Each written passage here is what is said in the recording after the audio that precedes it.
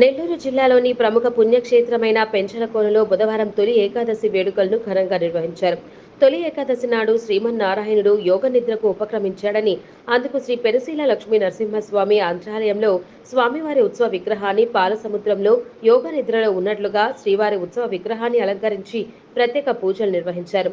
అనంతరం శ్రీ పెనుశీల లక్ష్మీ నరసింహస్వామి శేషవాహనంపై కొలువుతీరి భక్తులను అనుగ్రహించారు.